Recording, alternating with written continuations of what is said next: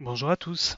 Dans cette vidéo, nous allons voir comment réaliser rapidement une DAP grand appareillage grâce aux informations contenues dans un devis. C'est parti! Désormais, Pulse vous permet de récupérer facilement les informations contenues dans un devis issu d'un bon de commande pour alimenter votre DAP, et ceci en reprenant les prix avec dépassement que vous avez paramétrés. Pour cela, il faut tout d'abord partir d'un bon de commande avec suivi médical. Dans ma liste des commandes à traiter, je peux cliquer sur Ajouter. Je choisis un bon à destination d'un patient. Je peux choisir un patient existant ou en créer un nouveau. J'active ensuite le suivi médical. Cela me permet de sélectionner une prise en charge patient déjà existante ou d'en créer une nouvelle. Attention, pour pouvoir générer une DAP, il faut impérativement choisir un type de prise en charge adapté, par exemple possédant un modèle de traitement DAP grand appareillage dans les réglages. Une fois les informations de ma nouvelle prise en charge renseignées, dans mon nouveau bon de commande, je recherche mon article concerné par une demande de DAP, ici un fauteuil roulant électrique. Grâce au bouton 3 petits points Modifier la fiche article, puis Suivant, je peux vérifier le LPP associé et, selon les cas, s'il faut pratiquer un dépassement. Dans ce cas, je peux changer le montant unitaire avec dépassement dans le bloc Facturation FSE. Je clique sur Ajouter pour ajouter l'article à mon panier. En cliquant sur Suivant sans indiquer la livraison de mon produit, lorsque j'arrive à l'étape Facturation, je suis en mode Devis. Je peux alors cliquer sur Ajouter une facture FSE pour générer un devis type FSE.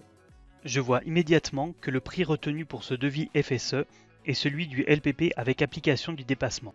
Je sélectionne mon produit, puis clique sur Valider, puis Suivant, Suivant pour sauter le réapprovisionnement, et Valider pour finaliser mon bon de commande. Mon devis FSE a bien été généré, je peux cliquer dessus pour le consulter. En cliquant sur la ligne article, je constate que le prix avec dépassement est appliqué. Je vais pouvoir récupérer directement cette information sur ma demande de DAP. Pour cela, je me rends sur la prise en charge de mon patient. Vous pouvez cliquer en haut à droite du devis et sur l'onglet Prescription, cliquez 3 petits points, Retranscrire DAP. Dans le bloc Référence LPP de l'appareil, je clique sur le bouton Modifier, puis sur le plus pour ajouter une nouvelle entité.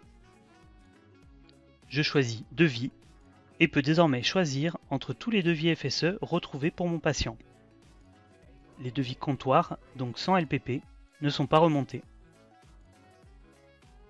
Lorsque je sélectionne le devis, le LPP et le montant avec dépassement sont renseignés. Pour information, si je supprime le devis initial, le montant enregistré dans la retranscription de DAP n'est pas modifié. Si je n'ai pas généré de devis, je peux retrouver les mêmes informations en passant par la recherche de produits d'entrepôt. Le montant unitaire avec dépassement est également modifiable dans la DAP, mais une modification effectuée ici ne sera pas reportée dans la fiche article. Je peux valider, compléter le reste de ma retranscription de DAP puis enregistrer.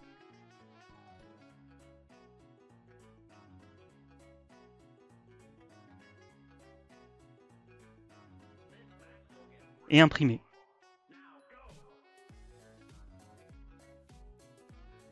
Et voilà, j'ai pu créer rapidement une DAP à partir des informations contenues dans un devis.